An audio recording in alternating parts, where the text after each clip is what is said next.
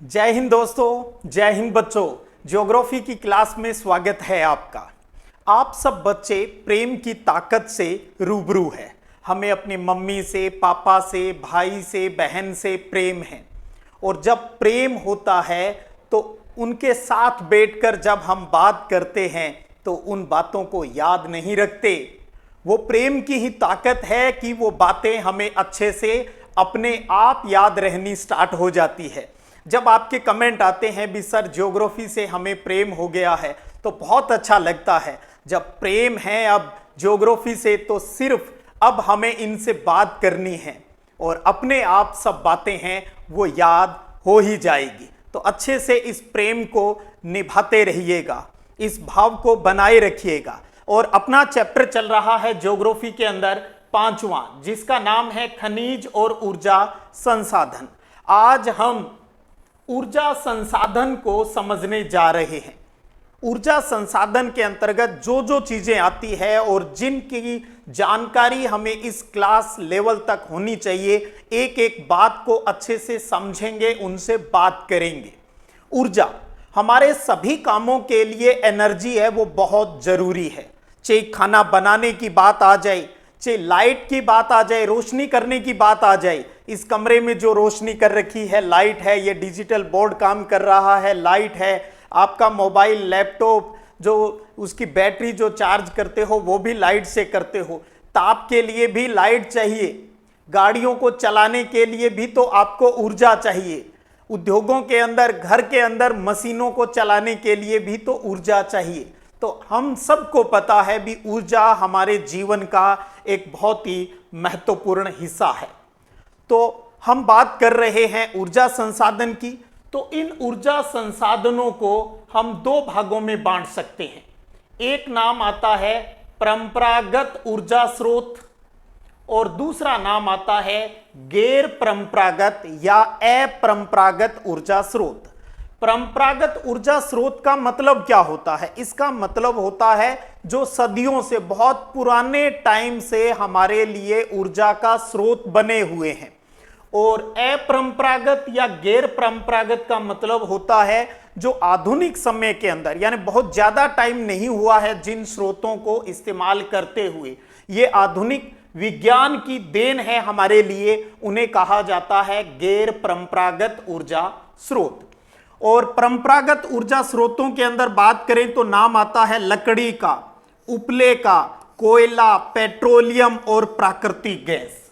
लकड़ी, गांव के अंदर आपको आज भी लकड़ी और उपले से ऊर्जा प्राप्त करते हुए देखोगे, लेकिन धीरे धीरे लकड़ी का इस्तेमाल कम हो रहा है हमारे घरों की रसोई के अंदर। क्यों? क्योंकि वन क्षेत्र कम होता जा रहा है। उपलों की बात करें हमारी साइड में, जिन्हें छाणे या थेपड़ी कहा जाता है, जो किससे बनती है? पशुओं के गोबर से, गाय भैंस इनके गोबर से है वो उपले बनाए जाते हैं। आजकल उपले मिलना भी बहुत मुश्किल काम हो गया है। क्यों? क्योंकि वो गोबर की खाद है, वो एग्रीकल्चर के लिए बहुत ही उपजाऊ चीज है, इसलिए उपले भी अब नहीं मिलते। लकड़ी, उपले बहुत कम यूज होते हैं। अब बात करें कोयला, पेट्रोलियम, प्राकृतिक गैस, जिन्हें आपको पता है इनको क्या कहा जाता है? इन्हें जीवाश्म ईंधन भी कहा जाता है। इनसे हम ऊर्जा प्राप्त करते हैं। ये जो ऊर्जा प्राप्ति के जो स्रोत हैं, ये समय के साथ क्या हो जाएंगे? समाप्त हो जाएंगे, अगर हम बिना सोचे समझे इस्तेमाल करते रहे तो ये समाप्त हो जाएंगे। तो इसलिए इन्हें कहा जाता है अनवीकरणीय ऊर्जा स्रोत। ध्यान दीजिए, अनवीकरणीय ऊर्जा स्रोत कौन से होते हैं? वो ऊर्जा स्रोत जो समय के साथ खत्म हो जाएंगे, वो अनवीकरणीय ऊर्जा स्रोत है। जो कौन से हैं? परंपरागत ऊर्जा स्रोत। तो आप ऐसे समझिए भी परंपरागत ऊर्जा स्रोतों को ही अनवीकरणीय ऊर्जा स्रोत कहा जाता है। अब बात करें गैर परंपरागत ऊर्जा स्रोत की। इसके अंदर लेटेस्ट वाले आते हैं, सोलर एनर्जी आ गई, विंड एनर्जी, पवन ऊर्जा, ज्वारीय ऊर्जा, भूतापीय ऊर्जा आ गई, जैव ऊर्जा होगी, परमाणु ऊर्जा हो गई। इन सबको गैर परंपरागत ऊर्जा स्रोतों के अंदर शामिल किया जाता है। ये ऊर्जा के वो स्रोत हैं जो कि समय के साथ समाप्त नहीं होंगे। इसलिए इन्हें नवीकरणीय ऊर्जा स्रोत कहा जाता है। नवीकरणीय ऊर्जा स्रोत। तो गैर परंपरागत को नवीकरणीय ऊर्जा स्रोत और परंपरागत को अनवीकरणीय ऊर्जा स्रोत कहा जाता है। परंपरागत ऊर्जा स्रोत जो होते हैं ये प्रदूषण ज्यादा फैलाते हैं, ये प्रदूषण ज्यादा फैलाते हैं। वहीं नवीकरणीय ऊर्जा स्रोत की बात करें तो ये बहुत कम प्रदूषण, या ये कह दें भी ये प्रदूषण है वो नहीं फैलाते। तो ये पर्यावरण के लिए ज्यादा अनुकूल नहीं है, लेकिन गैर परंपरागत ऊर्जा स्रोत है वो हमारे पर्यावरण के लिए बहुत ही अच्छे हैं और उनका इस्तेमाल अधिक होना चाहिए। वो अलग बात है भी हम परंपरागत ऊर्जा स्रोतों का इस्तेमाल है वो ज्यादा करते हैं। तो ये तो हो गया ऊर्जा संसाधनों का क्लासिफिकेशन। अच्छे से क्लियर हुआ ना अर्जुन? अब बात करेंगे आगे की क्लास के अंदर। आज की इस क्लास में हम परंपरागत ऊर्जा स्रोतों के अंतर्गत कोयला, पेट्रोलियम और प्राकृतिक गैस को अच्छे से समझेंगे भी भारत में इनका जो डिस्ट्रीब्यूशन है, वितरण है, वो किस प्रकार का है। तो इस कड़ी में अर्जुन आज सबसे पहले बात कर रहे हैं कोयले की। कोयले का इस्तेमाल, आपसे कोई पूछे तो कोयले का इस्तेमाल ईंधन के रूप में किया जाता है, ऊर्जा उत्पादन के अंदर किया जाता है। और इसके साथ साथ लोह ऐशक जो होता है अपना हेमेटाइट और मैग्नेटाइट, इसको गलाने में यानी प्रगलन के अंदर भी काम आता है। तो ये सामान्य बात इसलिए कर ली, कोई जो बाहर की, घर के बाहर की जो चौपाल होती है वहां पर कोई ताऊजी पूछ ही ले आपसे, अरे इधर आ अर्जुन बता कोयले का क्या उपयोग है, तो आप कह सकते हो इससे बिजली बनती है और लोहा ऐशक होता है ताऊजी, उसको गलाने के काम में इसको लिया जाता है। अब आपने छोटी क्लास के अंदर अर्जुन पढ़ा है, कोयले के प्रकार पढ़े हैं।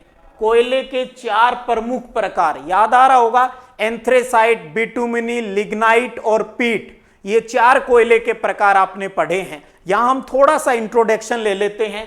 एंथ्रेसाइट कोयला होता है वो सर्वोत्तम गुण वाला एक कठोर कोयला होता है। इसके अंदर कार्बन ज्यादा होता है तो ऊर्जा भी इससे ज्यादा प्राप्त होती है। वहीं अपने देश अगर भारत की बात करें तो भारत के अंदर ज्यादातर बिटुमिनी प्रकार का कोयला मिलता है। 80% इंडिया में जो कोल मिलता है, कोयला मिलता है, वो किस प्रकार का है भाई? बिटुमिनी प्रकार का है। अब बात करें लिग्नाइट कोयले की, तो लिग्नाइट एक निम्न कोटि का, एक घटिया क्वालिटी का भूरा कोयला है। भूरा कोयला किसे कहा जाता है? लिग्नाइट को कहा जाता है। और लिग्नाइट कोयले के भंडार की अगर बात करूं इंडिया के अंदर, तो ये आपको मिलेगा तमिलनाडु के अंदर और जगह का नाम है नवेली। तो तमिलनाडु के नवेली के अंदर इंडिया में लिग्नाइट प्रकार का कोयला है वो मिलता है। पीट तो बिल्कुल ही घटिया क्वालिटी का होता है। ज्यादा कौन सा मिलता है इंडिया में? बिटुमिनी प्रकार का। लिग्नाइट आपको, जिसे भूरा कोयला भी कहते हैं, ये आपको तमिलनाडु के नवेली सेक्टर के अंदर है वो मिलता है। तो ये कुछ बेसिक बात हो गई कोयलों के प्रकार को लेकर। अब एक बहुत ही प्यारा सा प्रश्न अर्जुन यहां बनता है कि भारत में जो कोयला मिलता है वो 2 प्रमुख भूगर्भिक युगों की चट्टानों में मिलता है। 2 प्रमुख भूगर्भिक टाइम पीरियड की जो चट्टानें हैं उनमें मिलता है। एक तो है गोंडवाना क्षेत्र और दूसरा है टर्शियर युग की बात। तो गोंडवाना टाइम का और टर्शियरी टाइम का जो निक्षेप यानी जमाव है वो कोयले का इंडिया के अंदर मिलता है। अब हम एक एक करके अर्जुन ये समझेंगे भी गोंडवाना जो जमाव है, भंडार है, वो इंडिया में किस एरिया के अंदर है, और टर्शियरी जो कोयला टाइम का जो कोयला है उसका जमाव इंडिया में किस एरिया के अंदर है। तो सबसे पहले बात कर लेते हैं गोंडवाना कोयला क्षेत्र। भी इंडिया में ये कोयला आपको कहां देखने को मिलता है यानी कहां प्राप्त होता है। इसमें राज्यों की बात कर लेते हैं पहले। एक तो आता है पश्चिम बंगाल, झारखंड, उड़ीसा, छत्तीसगढ़, मध्य प्रदेश, महाराष्ट्र और आंध्र प्रदेश। यानी 3 3 6 और 2 8 राज्यों की बात कर रहे हैं। मानचित्र से बहुत अच्छे से समझ में आएगा। मैं पूरा घेरा लगा देता हूं उस एरिया का जहां पर ये 8 स्टेट है। ये है इतना इलाका, बस मानचित्र पर आपको अभ्यास करना ही करना है अर्जुन, ध्यान रखिएगा अच्छे से। 2-3 बार प्रेम है ज्योग्राफी से, तो प्रेम है तो बात करेंगे तो सब याद रहता है। तो ये वो एरिया है जहां पर ये गोंडवाना कोयला क्षेत्र है। जैसे जर्मनी, यूरोप के अंदर जर्मनी देश है, वहां पर एक एरिया है रूहर एरिया, तो आप ये कह सकते हो ये इंडिया का रूहर क्षेत्र है, क्योंकि यहां पर कोयला मिलता है। रूहर जर्मनी के अंदर भी कोयला मिलता है, यहां पर भी कोयला मिलता है। अब बात करें सबसे अधिक जो सर्वाधिक महत्वपूर्ण जो गोंडवाना कोयला क्षेत्र है, ये कहां मिलेगा? दामोदर घाटी में। दामोदर घाटी का मतलब हो गया यहां पर एक नदी चलती है दामोदर नदी, वो इलाका है। तो दामोदर घाटी, और दामोदर घाटी में मुख्य स्टेट कौन से हो गए? पश्चिम बंगाल और झारखंड। तो कोयला कहां मिलता है मुख्यतः? ये पूरा इलाका है जहां गोंडवाना श्रेणी का कोयला मिलता है। और इसमें भी सबसे इंपॉर्टेंट जगह कौन सी है? वो है ये दामोदर घाटी, यानी दामोदर नदी वाला इलाका है, जिसमें पश्चिम बंगाल और झारखंड 2 डिस्ट्रिक्ट आते हैं। और जगह की बात कर लें तो 3 महत्वपूर्ण जगह है, झरिया और बोकारो, ये झारखंड के अंदर है। झरिया झारखंड, बोकारो झारखंड और रानीगंज है, ये आपको मिलेगा पश्चिम बंगाल के अंदर। तो झरिया है यहां पर, बोकारो है और रानीगंज है, ये इलाका है दामोदर नदी घाटी क्षेत्र का। 3 नाम, झरिया, बोकारो और रानीगंज, जहां पर सबसे महत्वपूर्ण कोयले के भंडार मिलते हैं। और इसमें भी बात करें ना तो झरिया झारखंड वाला जो इलाका है ये सबसे बड़ा कोयला क्षेत्र है। झरिया सबसे बड़ा कोयला क्षेत्र है, और इसके पास में जो है रानीगंज, इसका दूसरा नंबर आता है। तो दामोदर नदी घाटी क्षेत्र, स्टेट की बात करें तो पश्चिम बंगाल झारखंड आ गया। 3 महत्वपूर्ण डिस्ट्रिक्ट की बात करें तो बोकारो, झरिया और रानीगंज। सबसे प्रमुख है इनमें झरिया।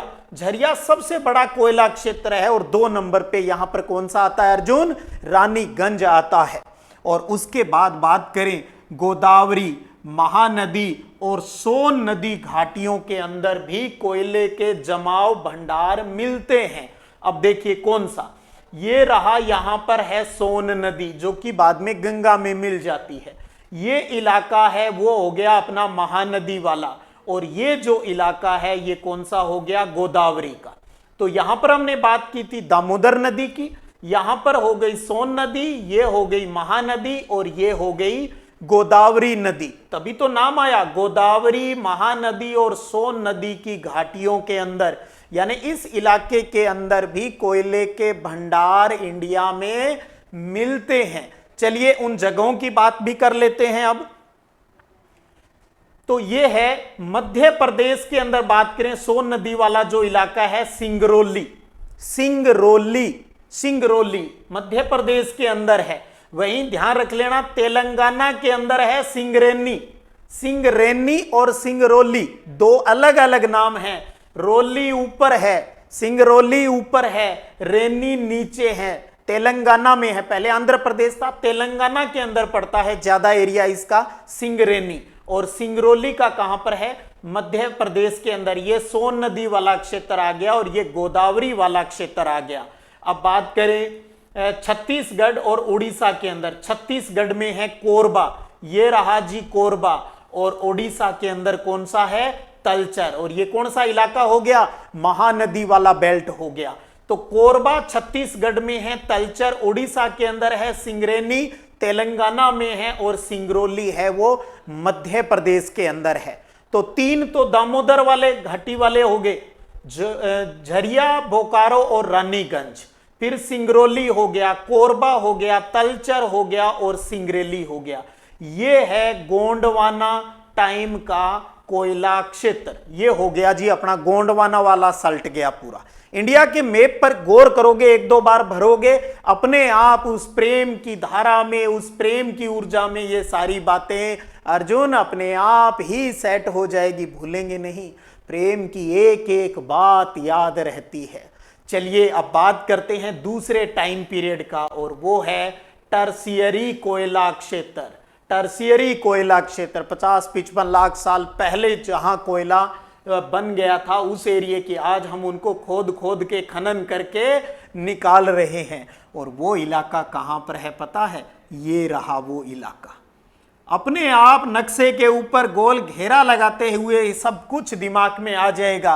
राज्य कौन से हो गए? ये रहा जी मेघालय, ये रहा यहां पर असम, और ये रहा यहां पर अरुणाचल प्रदेश, और ये रहा इसके पास नागालैंड। तो 4 प्रमुख स्टेट आते हैं इसमें उत्तर पूर्वी राज्य के, मेघालय, असम, अरुणाचल प्रदेश और नागालैंड के अंदर कौन सा कोयला मिलता है? टर्शियरी टाइम का कोयला है वो मिलता है। उसमें हम यहां पर मेघालय की बात करें तो मेघालय में है दरानगिरी और चेरापूंजी, चेरापूंजी और मासिन राम। मासिन राम वर्तमान में सबसे अधिक बारिश वाला क्षेत्र है। पहले चेरापूंजी आता था, उसके पास में ही मासिन राम है, तो वही इलाका है। चेरापूंजी और दरानगिरी वो इलाका है जहां टर्शियरी टाइम का कोयला मिलता है। असम की बात करें तो यहां पर ये सारे नाम आ जाते हैं। डिगबोई हो गया, नाहरकटिया, माकूम, मोरन और नजीरा। डिगबोई, नाहरकटिया, माकूम, मोरन और नजीरा। एक ही दिन में सब इनसे बात करने की जरूरत नहीं है। आज 2-3 स्टेट का देख लिया, फिर कोई ठहर के फिर कोई देख लिया, दोस्तों से बात कर ली, और तो अपने आप ही ये चीजें दिमाग में सेट होगी। याद करने की कोशिश मत करना। हनुमान चालीसा जब कोई पढ़ता है बच्चा तो उसको याद थोड़ी करता है, रोज उसका उच्चारण करता जाता है और उसको पता भी नहीं चल पाता भी हनुमान चालीसा उसको पूरी याद होगी। कोई भी आप इस प्रकार का धार्मिक ग्रंथ, कोई धार्मिक बात पढ़ते हो, कोई भजन, ये अपने आप याद हो जाते हैं। दे दे गेड़ा पंजाबी फिल्म का एक गाना है, बस करत करत अभ्यास के। तो मेघालय, असम के ये 2 महत्वपूर्ण इलाके हो गए, और यहां पर एक ही जगह थोड़े थोड़े इलाके पर ये सारे नाम हैं वो आपको यहां पर मिल रहे हैं। तो ये कौन सा कोयला हो गया? टर्शियरी टाइम का कोयला हो गया। तो एक बार पुनः देख लें अर्जुन, एक बार थोड़ा सा गौर कर लें। हम कोयले की बात कर रहे हैं, 2 एरिया की बात की, गोंडवाना की और टर्शियरी टाइम की बात की। फिर हमने कह दिया गोंडवाना वाला जो इलाका है वो यहां पर है। नाम सारे आगे बोकारा, झरिया, रानीगंज, सिंगरौली, कोरबा, तलचर और सिंगरेनी आ गया। उसके बाद हमने क्या बात किया है? टर्शियरी टाइम का, वो ये इलाका हो गया। यहां पर मुख्य नाम डिगबोई, नाहरकटिया, माकूम, मोरेन और नजीरा वाला जो क्षेत्र है। तो यहां पर इस इलाके के अंदर हमारा पूरा कोयला क्षेत्र है वो कंप्लीट हो गया। भारत के अंदर सबसे ज्यादा जो बिजली बनाई जाती है वो कोयले से ही बनाई जाती है। तो कोयला कहां मिलता है उसकी बात यहां पर हमने अच्छे से कर ली है। चलिए साहब दूसरे पर पहुंच जाएं अब।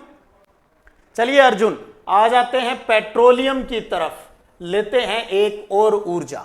कोयले के बाद में दूसरा प्रमुख ऊर्जा का सोर्स अपने पास क्या है? पेट्रोलियम है। पेट्रोलियम यानी चट्टानों से जो प्राप्त होता है उसकी बात कर रहे हैं। आपको पता है, पहले ही बता दिया था, पृथ्वी के उथल पुथल से जो पेड़ पौधे अंदर दब गए थे वो तो उच्च ताप और दाब से कोयले में बदल गए। तो अंदर अगर उथल पुथल हुआ, जैसे कोई बात करें राजस्थान के अंदर पश्चिमी जो रेगिस्तान वाला इलाका है, पहले कहा जाता है यहां पर कोई टेथित सागर था, पानी था यहां पर, लेकिन भूगर्भिक हलचलों की वजह से उथल पुथल हुआ और सारी वहां पर मिट्टी जमा हो गई। तो जलीय जीव जंतु है वो नीचे दब गए। तो जलीय जीव जंतु लाखों सालों बाद, करोड़ों सालों बाद वो किस में चेंज हो गए? ऑयल में चेंज हो गए। तभी तो इनको जीवाश्म ईंधन कहा जाता है, और वो है पेट्रोलियम, जिसमें पेट्रोल, डीजल, मिट्टी का तेल, मोम, वैक्सीन, बहुत सी चीजें हैं वो इसके अंदर मिक्स होती है। और जमीन से जब निकालते हैं तो उसे क्रूड ऑयल, कच्चा ऑयल है वो कहा जाता है। एक बहुत ही प्यारा प्रश्न अर्जुन गौर कीजिएगा, पेट्रोलियम को लेकर बहुत ही सुपर इंपॉर्टेंट बात है। अपनी दुर्लभता का मतलब होता है जो कठिनाई से प्राप्त होता है, और विभिन्न उपयोगों के कारण इसे तरल सोना कहा जाता है। तरल सोना कहा जाता है इसे, पेट्रोलियम को काला सोना कहा जाता है, तरल सोना कहा जाता है। क्यों कहा जाता है? क्योंकि ये बहुत ही मुश्किल से प्राप्त होता है और इसके यूज बहुत ज्यादा है, इसलिए कहा जाता है। और इंडिया के अंदर, भारत के अंदर जो पेट्रोलियम मिलता है ये टर्शियरी टाइम पीरियड का है, और उस टाइम की अवसादी जो चट्टानें हैं, शेल जो होती है, उनके अंदर पाया जाता है। अब देखिए, ये वो जगह है जहां पर पेट्रोल की संभावना होती है। पहले वैज्ञानिक हैं, वो रिसर्च करते हैं कहां मिलने की संभावना है। ये कोई अचानक नहीं होता, बहुत लंबी प्रक्रिया होती है। फिर इसमें ड्रिल करके एक कुआं खोदा जाता है और फिर उस कुएं से पाइपों के माध्यम से तेल है वो बाहर निकाला जाता है। वो कच्चा तेल है वो बाहर निकालते हैं, क्रूड ऑयल जिसको कहा जाता है। तो कोयले के बाद ये ऊर्जा का दूसरा प्रमुख संसाधन है। और इसका इस्तेमाल किसमें होता है? हम इसका इस्तेमाल जो ऑटोमेटिक इंजन होते हैं, जितनी भी गाड़ियां हैं, एरोप्लेन्स हैं, जो ट्रेन्स वगैरह हैं, उन सब के अंदर इसका इस्तेमाल किया जाता है। तो दहन इंजन या ईंधन के रूप में इसका इस्तेमाल है वो किया जाता है। और इस कच्चे तेल से पेट्रोल, डीजल, केरोसिन इनको अलग कर लिया जाता है। तो और भी बहुत सी प्रोडक्ट इससे चीजें हैं वो निकलती है, जो कि वो इसके बाई प्रोडक्ट होते हैं, सह उत्पाद होते हैं। वो भी बेकार की चीज नहीं है अर्जुन, वो भी इसी से जुड़े हुए जो इंडस्ट्री होती है, पेट्रो रसायन उद्योग जिसको कहते हैं, वो बाई प्रोडक्ट उसके अंदर काम आ जाते हैं। पेट्रोल डीजल अलग तरीके से बेच लिया, बाकी चीज हम दूसरी इंडस्ट्रियों को बेच देते हैं और वो उनसे बहुत सी चीजें बनाती है, जैसे उर्वरक, फर्टिलाइजर्स बनाने में इसका इस्तेमाल होता है, कृत्रिम रबड़ बनाने में उसमें इस्तेमाल होता है, कृत्रिम रेशे, दवाइयां बनाने में, वैसलीन बनाने में, स्नेहक ल्यूब्रिकेंट्स जिनको कहते हैं, मोबिल वगैरह जो बनाने में इस्तेमाल होता है, मोम इससे बनता है, साबुन बनाने में, और भी जो तेल फुलेल वाली जो चीजें हैं, सौंदर्य प्रसाधन की जो क्रीम वगैरह जो बनाते हैं ज्यादा सुंदर होने के लिए, वो सभी के अंदर ही इस पेट्रोलियम के बाई प्रोडक्ट का इस्तेमाल किया जाता है। तो देखिएगा दैनिक जीवन में हम कितनी चीजें ऐसी है जो इन्हीं प्रोडक्ट से बनी हुई होती है, जो हमारे लिए बहुत ही बेनिफिशियल होती है। तो ये पेट्रोलियम और पेट्रोलियम के जो बाई प्रोडक्ट हैं, सह उत्पाद जिनको कहते हैं, उनकी उपयोगिता हो गई भी, क्या क्या उपयोगिता है इसकी। तो ये तो हो गई एक बेसिक बात पेट्रोलियम को लेकर। चलिए अब क्या समझेंगे अर्जुन? अब जानेंगे वही चीज, इंडिया में इसका कहां पर वितरण है और किस प्रकार से इसके अंदर प्रोग्रेस है वो हुई। चलिए स्टार्ट करें। तो भारत के अंदर व्यवस्थित ढंग से जो पेट्रोलियम का जो उत्पादन है वो 1956 के बाद स्टार्ट हुआ, क्योंकि 1956 के अंदर तेल और प्राकृतिक गैस आयोग की स्थापना हो गई थी। एक छोटा प्रश्न भी बन गया कि भारत के अंदर ONGC यानी तेल और प्राकृतिक गैस आयोग की स्थापना कब हुई? 1956 के बाद हुई। 1956 में हुई इसकी स्थापना, और इसकी स्थापना के बाद ही तेल को खोजने का और उनका प्रोडक्शन करने का जो काम है वो द्रुत गति से, तेज गति से चल गया जब सरकार ने इस पर काम करना स्टार्ट किया। तो भारत के अंदर 3 महत्वपूर्ण जगह है जहां पर पेट्रोलियम का सबसे ज्यादा उत्पादन है। एक तो है सबसे पुराना असम वाला इलाका, दूसरा है गुजरात राज्य, और तीसरा है महाराष्ट्र का मुंबई हाई वाला इलाका। तो देखिए, ये रहा असम वाला इलाका, दूसरा ये इलाका रहा गुजरात वाला, और तीसरा ये रहा महाराष्ट्र वाला इलाका। 3 इलाके। पहले तो मानचित्र का अपने दिमाग में एक पिक्चर बन जाना चाहिए, भी पेट्रोलियम की बात कर रहे हैं तो किस एरिया में जाए। एक तो असम वाला ये इलाका, फिर गुजरात वाला इलाका, और तीसरा महाराष्ट्र का ये अरब सागर के अंदर वाला जो इलाका है। तो यहां पर प्रमुख तेल का उत्पादन है वो होता है, पेट्रोलियम कहें, खनिज तेल कहें, एक ही बात है। तो असम की बात करें तो ये भारत का सबसे पुराना तेल उत्पादक क्षेत्र है। नाम की बात करें तो इसके अंदर क्या क्या है? एक तो है इसके अंदर डिगबोई जगह है, दूसरा है इसमें नाहरकटिया, तीसरा है मोरेन। तो आप देखेंगे यहां पर डिगबोई हो गया, नाहरकटिया हो गया, मोरोन हो गया, ये तीनों क्या हैं? ये तीनों असम के अंदर है, और यहां पर सबसे ज्यादा तेल है वो इंडिया के अंदर निकाला जाता है। तो ये प्रमुख एरिया हो गया।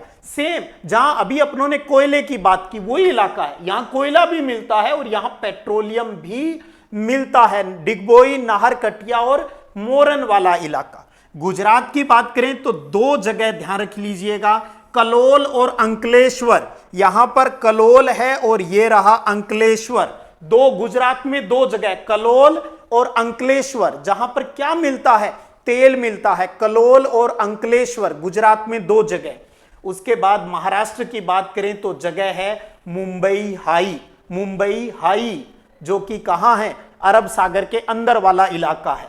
मुंबई शहर से 160 किलोमीटर दूर अरब सागर के अंदर पड़ता है। इस इलाके की खोज 1973 में हुई थी। 1973 में पता चला था भैया यहां पर तेल निकल सकता है, और 1976 3 साल के अथक परिश्रम से वहां से तेल निकालना है वो प्रारंभ कर दिया था मुंबई हाई। और मुंबई हाई के पास ही एक और जगह है जिसका नाम है बसीन। बसीन तो बसीन और मुंबई हाई, और इधर हो गया अपना कलोल और अंकलेश्वर, इधर हो गया नाहरकटिया, डिगबोई और मोरान की बात आती है, जहां पर तेल के बड़े बड़े कुएं हैं, खूब सारा तेल यहां से निकलता है, तभी हमारे व्हीकल काम करते हैं।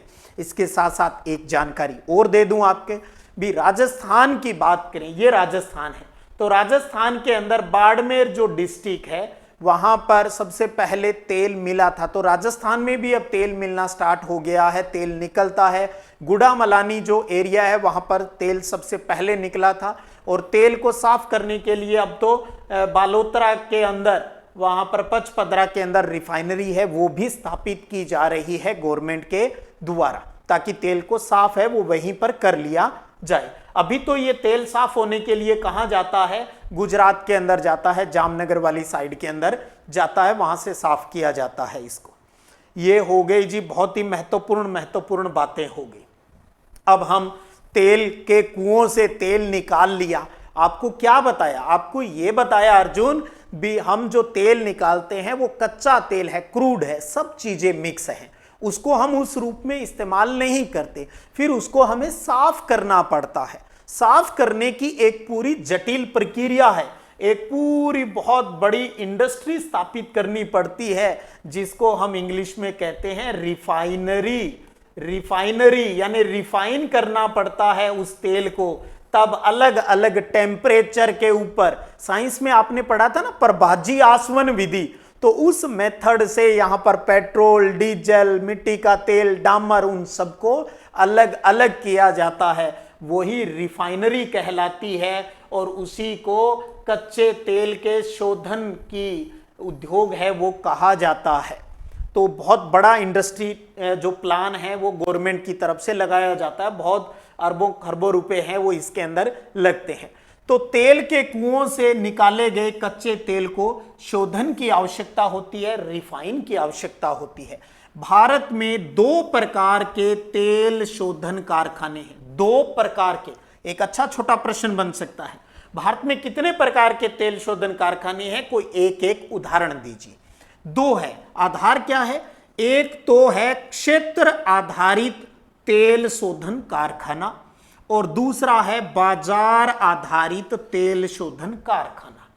अर्जुन बात से समझिएगा, क्षेत्र आधारित रिफाइनरी का मतलब होता है उसी इलाके में तेल निकलता है और उसी इलाके में ये रिफाइनरी लगा रखी है और उसको साफ करके फिर आगे सप्लाई की जाती है, पूरे देश के अंदर भी और देश से बाहर दूसरे देशों को भी सप्लाई किया जाता है। और बाजार का मतलब है वो इलाका जहां तेल नहीं निकलता है, लेकिन उस इलाके के ऊपर कच्चे तेल को लाया जाता है वहां पर, और वहां पर रिफाइनरी स्थापित की हुई होती है और वहां तेल निकाला जाता है। अब एक चीज सीधा सा दिमाग में रखिएगा, आपसे उदाहरण के रूप में, चलो पहले एक उदाहरण देख लें। क्षेत्र आधारित कारखाना कौन सा हो गया, डिगबोई वाला, ये हो गया डिगबोई, यहां पर कहां पर है, असम। और दूसरा बाजार आधारित हो गया बरौनी। बरौनी कहां है, बिहार के अंदर। अब बिहार में तो तेल निकलता ही नहीं है, लेकिन बाजार तो है, यानी वहां से ज्यादा जगह पर सप्लाई की जा सकती है क्योंकि रेलवे की वहां पर अच्छी कनेक्टिविटी है। तो जहां परिवहन की सुविधा अच्छी होती है तभी तो बाजार स्थापित होगा, वहीं से परिवहन ट्रांसपोर्ट की सुविधा होगी तो इजीली दूसरी जगह ऑयल को पहुंचाया जा सकता है। रिफाइन करने के बाद कच्चे को किसी रिफाइनरी तक पहुंचाना आसान है, लेकिन उसके अलग अलग प्रोडक्ट को फिर पहुंचाने के लिए बहुत अच्छी जो ट्रांसपोर्ट की सुविधा है वो हमें चाहिए होती है। अब आप सोचेंगे तो फिर डिगबोई और बरौनी हो गए भी, क्या सिर्फ दो ही है? दो नहीं है। पहले तो आपके दिमाग में ये आ जाए वो तीनों इलाके। ये इलाका कौन सा है? असम वाला इलाका जहां पर तेल के कुएं हैं। दूसरा ये गुजरात वाला इलाका जहां पर तेल के कुएं हैं। तीसरा ये इलाका यहां पर मुंबई हाई और बसीन है जहां पर तेल निकलता है। तो ये तीन वो इलाके हैं जहां पर तेल निकलता है। तो इन तीनों जगह पे जो भी रिफाइनरी लगी है वो सारी कौन सी है? क्षेत्र आधारित रिफाइनरी है। इसके अलावा इंडिया में जहां कहीं भी रिफाइनरी है वो सारी कौन सी है? बाजार आधारित है। तो क्लियर होगी? तो यहां और यहां वाली सारी कौन सी है? क्षेत्र। बाकी अब हम अभी बात करेंगे वो सारी बाजार वाली है, चाहे यहां की बात करें चाहे यहां की बात करें। अब ध्यान रखिएगा, ये इनका विस्तार है वो थ्योरी में आपके नहीं है, लेकिन मैप है आपका तेल शोधन कारखाने रिफाइनरी। तो इंडिया में ये कहां कहां पर है, इनको आपको अच्छे से दिमाग में रखना है। वही बात, यानी मैप के ऊपर इनका क्या करना है, अपने को अभ्यास करना है। तो यहां बात करें डिगबोई, अपना डिगबोई हो गया, नुमालीगढ़ हो गया, गुवाहाटी हो गया और बोंगई गांव हो गया। चार हो गए, डिगबोई, नुमालीगढ़, गुवाहाटी और बोंगई गांव। ये चारों क्या है? चारों वो जगह हैं जहां पर रिफाइनरी लगी है। और चारों की चारों किस स्टेट के अंदर है? आसाम के अंदर है, असम स्टेट के अंदर है, और सबसे ज्यादा है इंडिया के अंदर। चार रिफाइनरी असम के अंदर है। चारों के नाम जगह आपको मैप पर भरनी है। उसके बाद बात करें गुजरात के अंदर। गुजरात में तीन महत्वपूर्ण है, एक है जामनगर, दूसरी है वाडीनर और तीसरी है कोयली। एक चीज और बता दूं, यहां पर ये जितनी भी रिफाइनरियां हैं ना, इनमें से कुछ तो सरकारी सेक्टर के अंदर है, गवर्नमेंट खुद चलाती है। इंडियन ऑयल भी, आपने भारत पेट्रोलियम, हिंदुस्तान पेट्रोलियम ये नाम सुने हैं ना, वो चलाती है। दूसरा प्राइवेट सेक्टर के अंदर भी है कई, जैसे जामनगर वाली ये रिलायंस ग्रुप की है, वाडीनर वाली ये किसकी है? एसआर ग्रुप की है। और कई ऐसी हैं जहां पर सरकार और प्राइवेट कंपनियां मिलकर चलाती है। तो ये हो गई असम की, ये तीन हो गई कौन सी स्टेट के अंदर है? गुजरात के अंदर होगी। उसके बाद में यहां पर एक हो गई, यहां पर मुंबई में दो है, महाराष्ट्र मुंबई के अंदर होगी। ठीक है जी। अब बात करें बरौनी। बरौनी कहां है? बिहार में, जो बाजार आधारित है, क्योंकि यहां पर तेल तो मिलता नहीं, तो बाजार आधारित होगी बरौनी, बिहार के अंदर। फिर बात करें मध्य प्रदेश के अंदर है बीना। बीना कहां की है? मध्य प्रदेश की, अर्जुन। और उसके बाद यूपी की बात करें तो मथुरा। हरियाणा की बात करें तो पानीपत, और पंजाब की बात करें तो बठिंडा। तो देखिए ये इलाका, अब मैं पूरा घेरा बना देता हूं यहां पर, ये इलाका हो गया बठिंडा, पानीपत, मथुरा। बठिंडा पंजाब में, पानीपत हरियाणा में, मथुरा यूपी में और बीना एमपी में। फिर मुंबई, और अंदर हो गई कोयली, जामनगर और वाडीनर हो गई, वो तीनों गुजरात के अंदर। गुजरात में हो गई तीन रिफाइनरी, असम में हो गई चार, यहां पर बाकी हो गई ये एक एक, बरौनी बिहार में। ठीक है जी। अब बात करें इधर समुद्र तट की तरफ, कर्नाटक में मंगलुरु, यहां पर भी, ताकि इजीली पत्तनों के माध्यम से, बंदरगाहों के माध्यम से दूसरे देशों को सप्लाई की जा सके। और फिर कोची केरल के अंदर तटीय क्षेत्र में होगी। फिर इधर तमिलनाडु में है नागापट्टिनम और चेन्नई, दो हो गई यहां पर, दो, चेन्नई और नागापट्टिनम। फिर आंध्र प्रदेश की बात करें तो दो है, विशाखापट्टनम और तातीपाका। विशाखापट्टनम और तातीपाका। आपने ओएनजीसी का नाम सुना है ना? ओएनजीसी 1956 में ओएनजीसी की स्थापना हुई। तो ओएनजीसी ने अपनी पहली रिफाइनरी तातीपाका आंध्र प्रदेश में स्टार्ट की थी, और दूसरी है वो उन्होंने मंगलुरु में स्थापित की थी। ऐसे ही नॉलेज के लिए निकल गया दिमाग में से। तो विशाखापट्टनम और तातीपाका ये आंध्र प्रदेश में, और एक है उड़ीसा के अंदर पारादीप, तो यहां पर भी रिफाइनरी है, और एक है पश्चिम बंगाल में हल्दिया। तो यहां पर मोस्टली समुद्र तटीय क्षेत्र पे हमने जो नाम पढ़े हैं ना, तो आगे चलकर आप समझेंगे भी ये भारत के प्रमुख पत्तन भी हैं, ये प्रमुख पत्तन भी है। मंगलुरु हो गया, मुंबई हो गया, कोच्चि, नागापट्टिनम, चेन्नई, तातीपाका, विशाखापट्टनम, पारादीप और हल्दिया, ये वो हैं जो समुद्र तट के ऊपर रिफाइनरियां स्थापित है। उसके बाद में ये आसाम वाला इलाका, बरौनी बिहार, बीना मध्य प्रदेश, मुंबई हो गई, कोयली, जामनगर, वाडीनर गुजरात हो गया, मथुरा यूपी में, पानीपत हरियाणा में, और बठिंडा हो गया पंजाब के अंदर, हमारे बहुत ही नजदीक है ये इलाका। तो ये हो गई जी भारत की प्रमुख तेल शोधन कारखाने यानी रिफाइनरियां कहां कहां हैं। कितना शानदार टॉपिक है और बहुत ही मजेदार, कितना इंटरेस्ट आ रहा है, कितना प्रेम हो गया ज्योग्राफी से, तो सब अच्छा लगने लग गया। कभी तो ऐसा लगता था यार ऐसा कभी करिश्मा होगा का, बिल्कुल होता है। जैसे ही आपको अब सोचने लग गए यार बहुत इजी है, बहुत इजी है, तो फटाफट सब याद होता जा रहा है।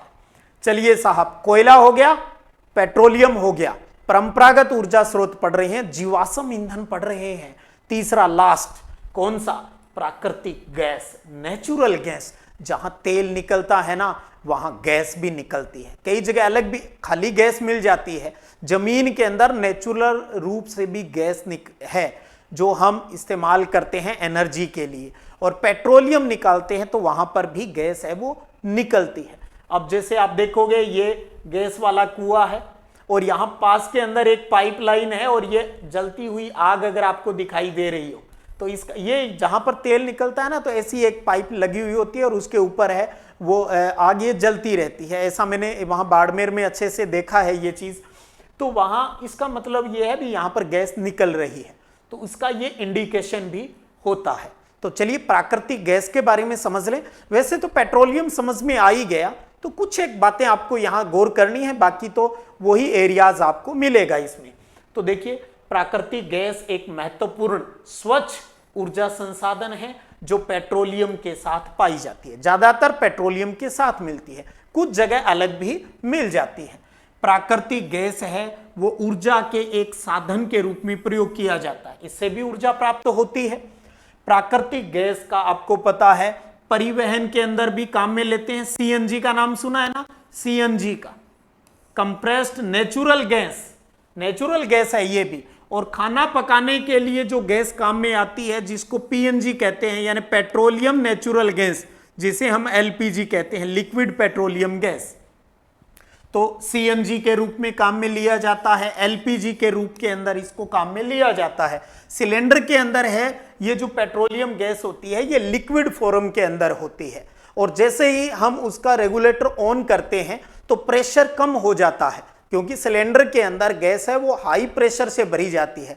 रेगुलेटर ऑन करते ही प्रेशर कम होता है, और प्रेशर कम होते ही वो लिक्विड जो होता है उसके अंदर वो किस में चेंज हो जाता है, गैस के अंदर चेंज हो जाता है, और इन गैस के अंदर कोई बदबू नहीं आती है। लेकिन आप सोचेंगे अगर सिलेंडर लीकेज होता है तो उसके अंदर बदबू आती है, ताकि हमें पता चल जाए भी गैस लीकेज हो रही है। तो ये जब सिलेंडर तैयार होता है तो उस टाइम उसके अंदर एक प्रदूषण जो कहते हैं ना थायोल, जो कि बदबूदार होता है, ये उसके अंदर मिला दिया जाता है। मरकैप्टन भी कहते हैं, मरकैप्टन या थायोल मिला दिया जाता है, तो जो वो बदबू आती है ना वो इसकी होती है। अगर ये नहीं मिलाई ना तो अपने को पता भी नहीं चल पाई भी गैस लीकेज हो गई और कितना बड़ा नुकसान हो सकता है। तो सीएनजी के रूप में, एलपीजी के रूप में भी हम इसका इस्तेमाल है वो करते हैं।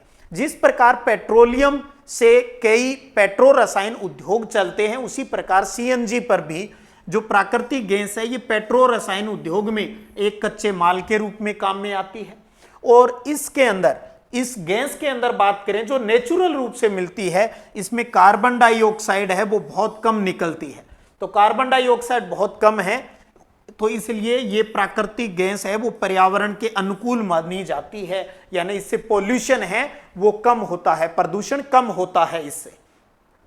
इसके बाद देखें भारत के प्रमुख गैस भंडार है वो मुंबई हाई और खंबात बेसिन में पाए जाते हैं। मुंबई हाई और खंबात, ये है खंबात की खाड़ी यहां पर, और ये मुंबई हाई और बसीन वाला इलाका है, और ये राजस्थान के अंदर जैसलमेर वाला इलाका है। यहां पर भी नेचुरल गैस के सोर्स मिले हैं, भी यहां पर भी नेचुरल गैस है। तो जैसलमेर के अंदर यहां पर, ये गुजरात का खंबात की खाड़ी वाला इलाका हो गया। ये यहां पर कौन सी है, ये पूरा अरब सागर है।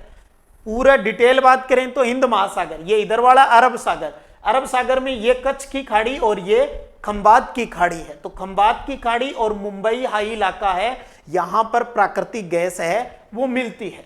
और पूर्वी तट पर बात करें, इस साइड के ऊपर बात करें तो कृष्णा और गोदावरी नदी वाला जो इलाका है, यहां पर भी वैज्ञानिकों ने ये खोजा है भी यहां पर भी गैस है वो मिल सकती है। जैसे ये इलाका है समुद्र तट के पास, और यहां पर भी संभावना है वो व्यक्त की जा रही है। अभी यहां पर कोई प्रोडक्शन है वो स्टार्ट नहीं हुआ है। अब एक और महत्वपूर्ण बात है, इसी प्राकृतिक गैस से जुड़ी हुई एक पाइपलाइन बिछाई हुई है इंडिया के अंदर, सबसे लंबी गैस पाइपलाइन है, जो कि हजीरा विजयपुर से होता हुआ जगदीशपुर, HVG कहा जाता है। H यानी हजीरा, V यानी विजयनगर, और तीसरा नाम आ गया कौन सा, जगदीशपुर। तो देखिए अब एक पाइपलाइन यहां हजीरा से, ये है हजीरा, यहां से एक पाइपलाइन बिछाई गई है, ये विजयपुर आ गया यहां पर मध्य प्रदेश के अंदर, और यहां से होते हुए ये जगदीशपुर उत्तर प्रदेश तक।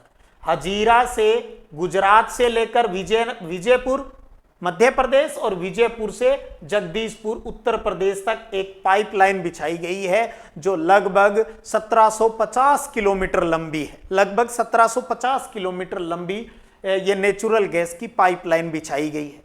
क्यों बिछाई गई है, क्योंकि देखिए मुंबई और ये खंबात वाला इलाका है, यहां पर गैस मिलती है, तो इस गैस को यहां हजीरा तक लाया जाता है, और हजीरा से फिर इस पाइपलाइन से आगे जगदीशपुरा तक भेज दिया जाता है।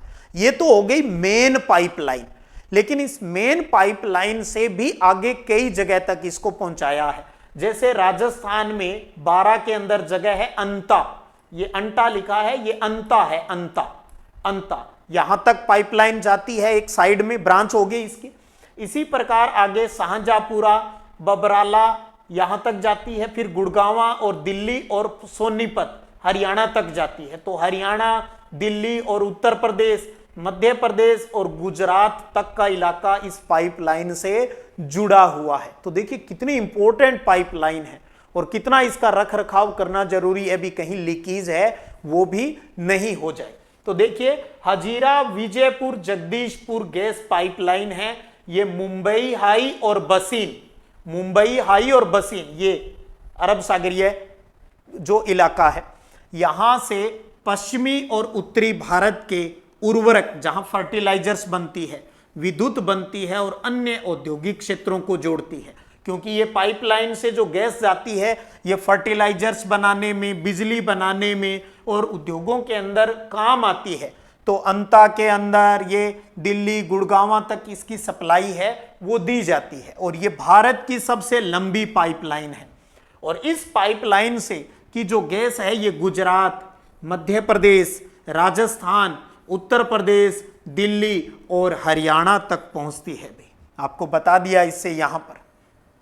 तो इस एक ही मैप के अंदर कितनी चीजें समझ चुके हैं हम। यहां पर हमने समझ लिया, पहले तो ये समझा था भी ये गोंडवाना श्रेणी का कोयला यहां मिला, फिर टर्शियरी टाइम का कोयला है वो इस इलाके के अंदर मिला, फिर हमने ये बताया भी यहां पर पेट्रोलियम मिलता है, यहां पर पेट्रोलियम मिलता है, यहां पर पेट्रोलियम मिलता है, ये बातें बता दी। और फिर इसी के अंदर क्योंकि प्राकृतिक गैस भी इन्हीं एरिया के अंदर निकलती है, तो यहां से हमने पाइपलाइन की भी बात कर ली, हजीरा, विजयपुरा और जगदीशपुरा तक की बातें समझ ली। तो अच्छे से इस मैप को तैयार है वो हमें करना है। तो ये हो गई जी अपने आज के परंपरागत ऊर्जा के स्रोत, यानी जीवाश्म ईंधन को अच्छे से जान लिया, अच्छे से क्लियर हो गया ना अर्जुन? बिल्कुल बिल्कुल, बहुत अच्छी बात, बहुत अच्छी बात। आपकी स्माइल तो जान डाल देती है मेरे अंदर भी, तो बहुत ही अच्छा लगा। भी आप सबको ये सारी चीजें क्लियर हो गई, आप इसको रिपीट कर सकते हो। आपको आनंद आए तो अपने दोस्तों को भी जोड़िएगा और आनंद लीजिए, कहते अच्छे से प्रेम कीजिए। ज्योग्राफी तो बहुत ही आनंददायक विषय है। जैसे ही अपना सिलेबस पूरा होगा, अभी अगले महीने से अपने रिवीजन क्लासेस स्टार्ट कर देंगे, फिर आगे टेस्ट है वो पुनः अपने स्टार्ट कर देंगे, तो आपके एग्जाम तक कई बार सिलेबस हो जाएगा और आपको पता ही नहीं चल पाएगा भी ज्योग्राफी ने आपके साथ ये क्या कर दिया। आप जितना सोचते थे उससे कहीं बेस्ट परिणाम है वो आपको दिया है, क्योंकि न्यूनतम तो अपना ऑटोमेटिक ही आ जाएगा। अब की बार 90 पार, लड़ाई तो उससे आगे की है। अब जब प्रेम है तो प्रेम में तो जीत पक्की है ही, ये मन में है विश्वास, पूरा है विश्वास। चलिए अब बारी है आपके प्रश्न की, और प्रश्न है आपको यह बताना है भारत में तेल और प्राकृतिक गैस आयोग की स्थापना कब हुई।